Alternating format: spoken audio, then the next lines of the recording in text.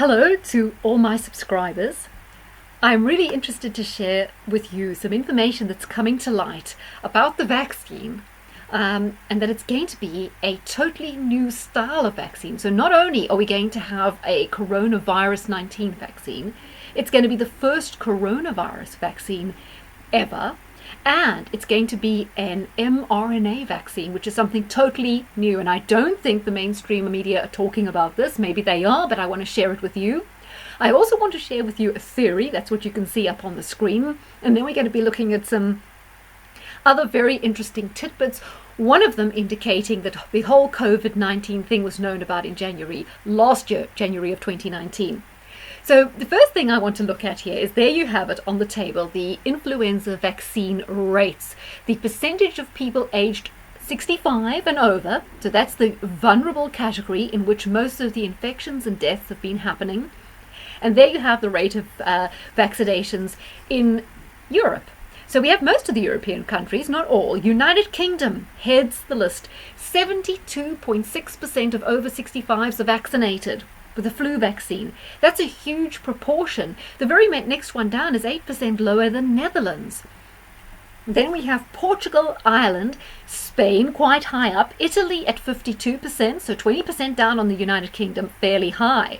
If you look at Germany, it's way down the list, only 34.8% of the over 65s getting the vaccine. And right at the bottom we have Slovakia, Slovenia, Latvia and Estonia with between only 13% and 4.8%.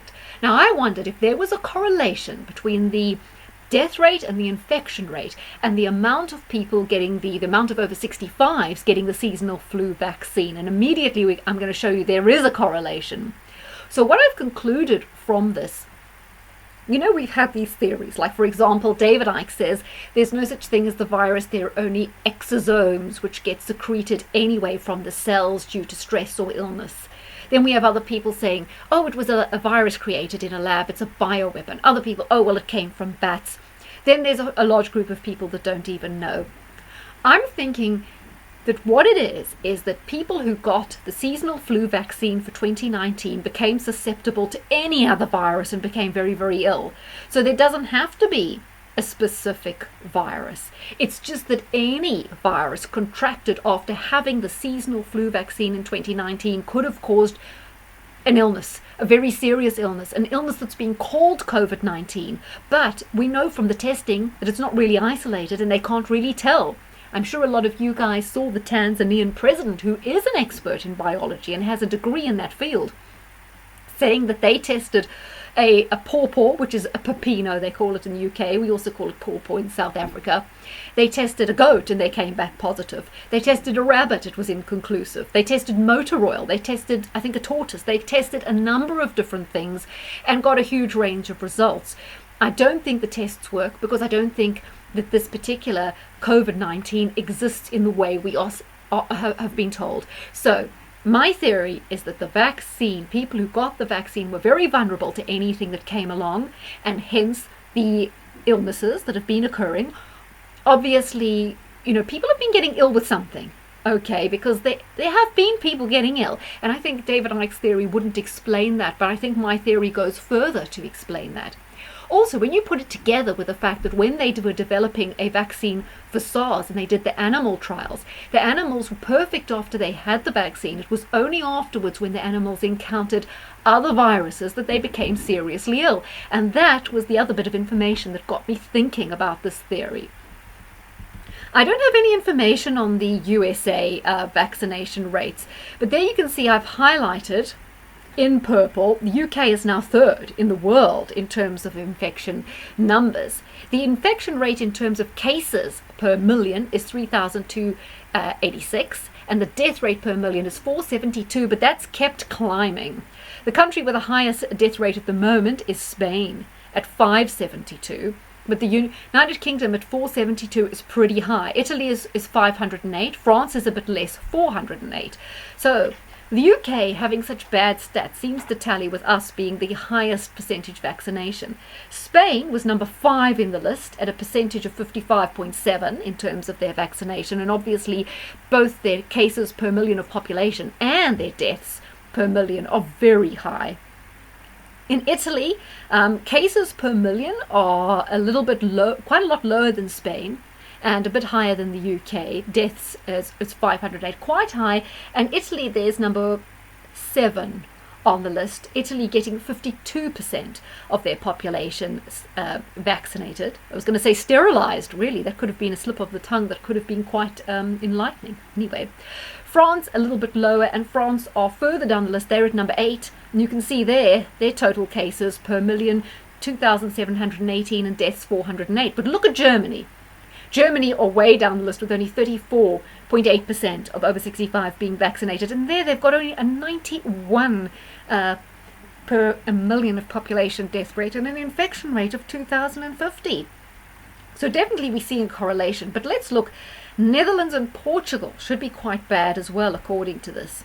There you see the numbers in the yellow. Now, Belgium wasn't on the list of percentage over 65s vaccinated, so we can't tell. But I think it's worth saying that Belgium have the worst numbers of any country, with the highest infection rate at 4.6k per million, and the highest death rate by a country mile of 751 per million death rate. I think the previous highest was Spain at 572. America's down at 247. So what is going on in Belgium? I don't know. I guess they have a very high uptake on their flu vaccine. You can see Netherlands, it's fairly high at 318, not quite as high as France, Spain and Germany or the UK, but 318 per million population is still relatively high. You see the rate in Saudi Arabia is only 7, in Mexico 28, Pakistan 3, it's higher than Switzerland at 213, much higher than other countries, right? Then we have Portugal. Now Portugal is the third in the biggest uptake with 60.8% of people having the flu vaccine. And there you see Portugal, not so high, 112 is the death rate per million, cases 2,715. I mean, look, it's comparable to the Netherlands rate, but a little bit lower on the deaths. So not too bad in Portugal, considering they're quite high on the list. Have a look at Ireland. Ireland is number 4 in terms of vaccinations, with 57.6% getting vaccinations, and there you've got nearly 300 is a death rate per million, and a very high infection rate of 4,685. But let's look at the countries who really have a slow uptake. Romania, only 16.1% get the flu vaccine, and there you see death rate per million, only 51. And there, only 810 per million getting infected, very low in Romania. But in Slovenia and Slovakia, it's virtually non-existent. In Slovakia, who get only 11.8% vaccinated, the death rate is 5 per million, 267 infected, and Slovenia 49 per million with 702 affected. So the general trend is that countries that have very high vaccination rates for their over 65s have much poorer results on COVID. But then I have to caveat this and say you cannot really trust any of these numbers, guys, because, you know, countries are either exaggerating up or exaggerating them down. Every country has different ways of testing and counting and rates of testing. But I think on the face of it, just those figures, there seems to be, to me, a correlation. I would think that was a theory worth exploring. Now, we know it was very high in China. That was where the infection started. And look what it says here in the China Daily. It says flu vaccine stockpile to double this season. And this was reported on the 31st of October 2019. And they said residents in China who are more than 60 years old are entitled to flu vaccines for free, right? And the top health authority said on Wednesday, that was back in October last year, saying they are well prepared for the arrival of the flu season. And there it goes, 28 million doses of flu will enter the domestic market this winter and next spring, which is the peak flu season in most of China, and more than double the amount available during the last flu season. So China got double the amount of annual flu vaccines, and possibly that was what causes people to fall ill. They got the flu vaccine. Next thing, they came into contact with the other seasonal viruses going around and fell ill.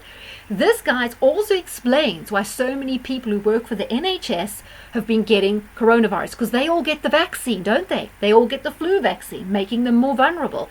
It might be the same for other health services. So definitely manages Lobidosa to, it gives us a bit of evidence on that.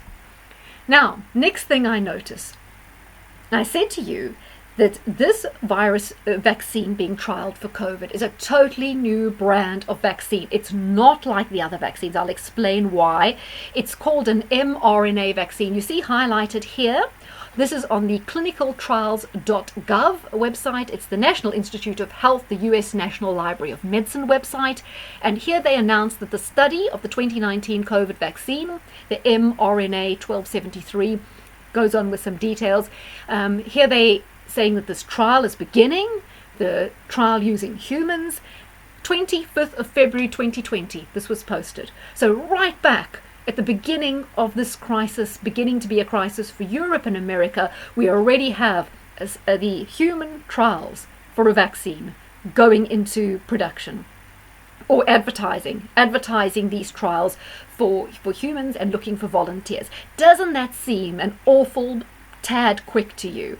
It's only just been perceived as a threat in Europe and America, but already we have a vaccine available and ready to be trialed. How did they do it? It was only supposed to be discovered in China at the end of December. By the 25th of February, this company, and it's the National Institute of Allergy and Infectious Diseases, Anthony Fauci's baby, that one, the NIAID. That's totally Anthony Fauci. So Anthony Fauci is there. His company is posting that they are ready to test this brand new COVID vaccine mRNA. He shouldn't have been invited on the task force. He's clearly compromised. He's got a conflict of interest. Where's the interest for him in finding cures and dealing with the disease with any other variety of natural or well-known pharmaceuticals? He's there with his vaccine. Okay, so I found that, very suspicious. So let's go on and just have a look, because it is very interesting. Here we have Horizon, the EU Research and Innovation magazine, and they say 5 things you need to know about mRNA vaccines. What are these things, guys? It's a whole new type of vaccine. So it talks there about the race for a vaccine against the novel coronavirus is on, and 54 different vaccines are under development, 2 of which are already being tested in humans. Note, no animal trials. According to the World Health Organization, right? These are already being tested. Weren't they ready a trifle quickly? So one mRNA vaccine, which is developed by a US company, Moderna. Note, Moderna, Bill Gates purchased a massive amount of stake or of shares in Moderna last year. And who else is involved with Moderna? It's Anthony Fauci. There you go. And they began its first human trials on the 16th of March. Well, there you saw it. They were advertising for people on the 25th of February. By the 16th of March, they're testing it on humans. No animal trials. This is mighty, mighty quick. So what exactly is an mRNA vaccine? Well, in this article, they spoke to Professor Isabel Birkeregen-Ding, head of microbiology at Germany's Paul Ehrlich Institute. Okay, so she says they're a whole new type of vaccine. And if one is approved for coronavirus, it would be the first of its type. It's a very unique way of making a vaccine. And listen to this, guys. So far, no such vaccine has been licensed for infectious diseases. Why? Why are we being the guinea pigs for a brand new type of vaccine? It's very worrying, this, to me. And also in the Nuremberg trials, the Nuremberg Code says you cannot experiment on a population with vaccines. Hitler was doing that to the population, using experimental vaccines. And now we are being used as guinea pigs for this highly experimental type of vaccine. What's going on here? Why aren't the press all over this? Where's the oversight? It's crazy. She goes on to say that vaccines, the old-style ones, work by training the body to recognize and respond to the proteins produced by disease-causing organisms like virus or bacteria. Traditionally, they are made up of small or inactivated doses of the whole disease-causing organism or the proteins, and they're introduced to the body to provoke a response. But to produce an mRNA vaccine, scientists produce a synthetic version of the mRNA that a virus uses to build its infectious proteins. This is delivered into the human body, whose cells read it as instructions to start building that viral protein. So what this new style vaccine does is almost stimulate your cells to produce the coronavirus, basically, and to become the coronavirus. So these proteins are solitary. They do not actually assemble to form the virus, but your body basically produces the component parts for the virus. And then the immune system detects these viral proteins and starts defense response to them. The advantage, they say, is they're more potent and more straightforward. I'd say potent is a problem. It says that there are two parts of our immune system. There's the innate part, the defenses we're born with, and then there's the acquired part. And classic vaccine molecules usually work only with the acquired immune system, and the innate immune system has to be activated by the adjuvants. However, the mRNA works with your innate immune system. It has an extra layer of defense without the need for adjuvants. So I suppose it's a positive thing if it doesn't need adjuvants, but really it's untried. They're already using these mRNA vaccines to work on cancer, to stimulate. They take sort of bits of the tumor and then re-inject it to try and stimulate the body to produce a defense against cancer. What it doesn't say in this article is how successful it actually has been in tackling cancer, because that would be interesting to know. So it goes on to say that there are a lot of unknowns, that these mRNA vaccines are only now, since the 16th of March, guys, being tested on humans. They don't know which quantities will be needed, and also they're not sure whether the proteins that have been chosen for the vaccine are the right ones to prevent a coronavirus infection in the body. They don't know how targeted the immune system response is to this particular coronavirus and how long any immunity would last. And watch this, they don't know whether it causes side effects. One of them being increased inflammatory responses like redness or swelling, or in the worst case, aggravates disease. We all know inflammation is key to many diseases, to rheumatoid arthritis, cancer. Cancer festers and breeds where there's inflammation. So they really don't understand the side effects of this at all. I mean, look, there's a huge amount of unknowns there. May not even be effective. It may be the wrong stimulus and to create the wrong kind of exosomes or whatever. And they don't even know how long the immunity would last. This seems like an awful lot of unknowns. We're going to be guinea pigs for this. Please ask questions about this, guys. Please look into it further. The thing they like about this is they can vaccinate on a large scale. The manufacturing process is shorter and everything can be scaled up quickly. So basically speed, they're very, very interested in. So I don't think this is being covered. I was able to find this information quite easily. Please look into it yourselves. It's a whole new thing. This is a new ball game when it comes to vaccines. On a slightly different subject, I did find this. Now, when I looked at the astrology of pandemics, I mentioned that there was one going on in 1968. It was called the Hong Kong flu. It moved over to America. It was an H1N3 flu. Well, Woodstock, the famous Woodstock musical festival, occurred right in the middle of that pandemic. I mean, nothing was closed down. They didn't stop gatherings, as you could see with Woodstock. And the article goes on to say, it's on the American Institute for Economic Research. The article was by Owen Franken, and he said, in my lifetime, there was another deadly flu epidemic in the United States. It spread from Hong Kong to the US, arriving in December 68 and peaking a year later. It killed 100,000 people in the US, mostly over the age of 65, so very similar to this flu, and the numbers are very similar. If you scale up that 100,000 to today's population, very similar numbers, but no lockdown, no economic collapse, no hysteria. As you see from Woodstock, people were getting on with their lives. Goes to show the total difference in response between now and then, and I think that was probably a more appropriate response. I'll do links to these all these articles so you can have a look, but I'll probably upload this first and then do some links later.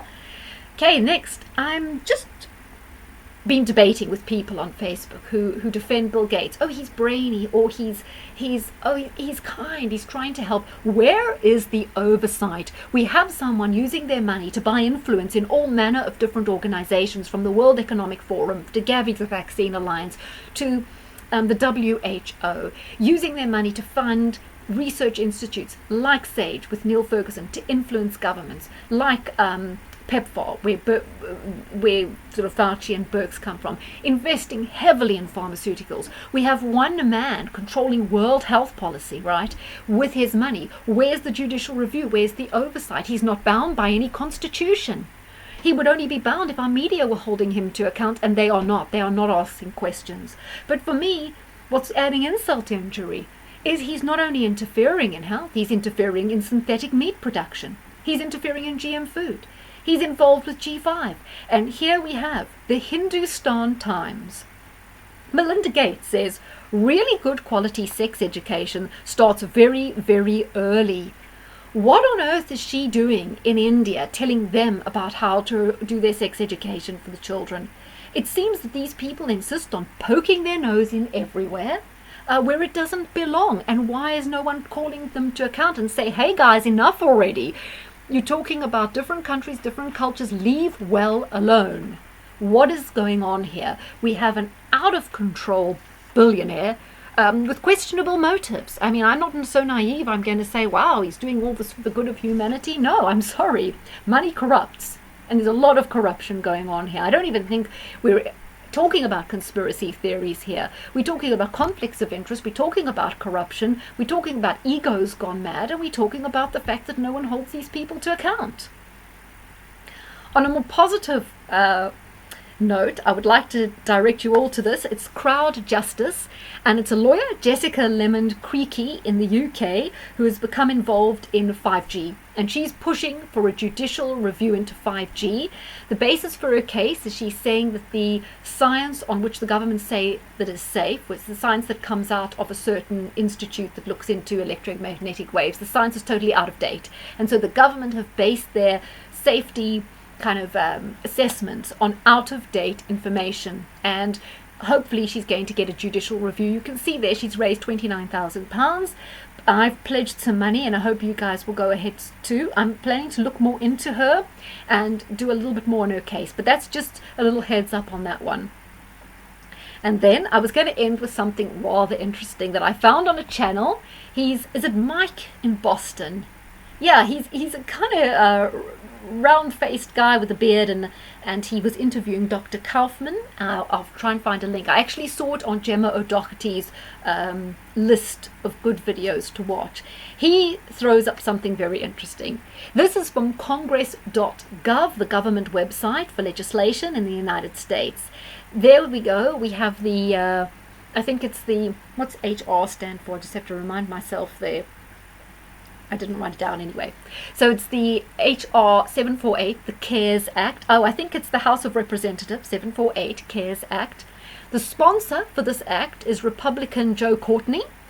Interesting, it's there in yellow. This act was introduced on the 24th of January 2019. Listen guys, 2019, not 2020. It's been updated on the 27th of March this year. But what on earth is this act about? It's HR 748, the 116th Congress 2019 to 2020. And what does it say? Public Law number 116/136, Coronavirus Aid Relief Economic Security Act, or the CARES Act. This bill responds to the COVID-19, a coronavirus disease 2019 outbreak and its impact on the economy, public health, state and local governments, individuals and businesses. So while this act was updated in March this year, it was originally proposed and introduced on the 24th of January 2019. Why? Why was it introduced then? Is there a mistake there? Should that say 2020? Because it seems very, very odd that this was introduced in January last year when it applies to something that's going on right now. So I just found that curious, and I will leave a link as well. I managed to search that quite easily myself. Just rather worrying, I also saw something in The Guardian about a spike in deaths in mental hospitals. This is particularly worrying because they have changed the system by which someone can be sectioned. While we're in COVID, it takes only one doctor or one person rather than the usual two. It's become a lot easier to have someone sectioned, put away in a mental hospital. Now we hear deaths going up in mental hospitals, particularly worrying. I just don't like the tone of the world we're living in. So they are, guys, they're talking about a second wave, and I think, well, since the vaccine's not going to be ready for a while, they're going to have to up the ante and create the demand again, because people might just enjoy the summer and forget all about the virus, and then we will have to have some second wave in the autumn to create the demand and the panic and the fear again. So I'm waiting to see what happens there. Okay, I hope you enjoyed that, and please research all that information yourself. I'm not on this particular subject, I mean, I can be a little bit more emphatic about politics in general. On the health subject, I don't want to be emphatic. I don't want to tell you what to think. This has been a process of discovery for me. I'm putting information out there for grist for the mill, so that you can think about it, be informed, know what's out there. I think it was a big wake-up call for me again, and not that I was at all keen on any rushed-out vaccine. I'm not big on them anyway. I'm not a big anti-vaxxer. I mean, I wasn't decided on the subject, but when I hear that it's going to be something totally new and different, I feel everyone should know this, because I think most people are working on the assumption that it's like the smallpox and polio vaccine they had when they were young, and it seemed fine and they didn't have any bad reactions, etc., etc. So I think we need to be aware of that. And I do believe that, as I say, there is corruption, conflict of interests going on. We all need to be asking a lot more questions, because on this whole issue, it really does seem like we don't have a government, does it? Seems like Bill Gates is calling the shots totally, through the corrupt WHO and through the other strings he is pulling behind the scenes, and we should just all be aware of that our government is dancing to the tune of someone who is unelected and totally unaccountable. And at the same time, we look at the borders and we see that the boats are coming across every day, and then we remember that there was a Barcelona Declaration, and basically the UN is running an immigration policy as well.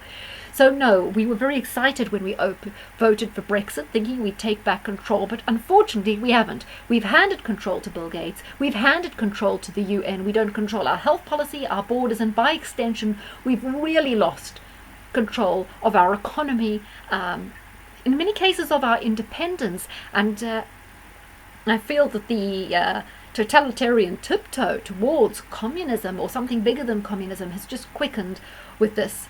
Fortunately, alongside that, we have the Great Awakening, the Saturn-Pluto conjunction in Capricorn, which, just like Martin Luther, caused a whole awakening and the breakdown of the control of the Roman Catholic Church.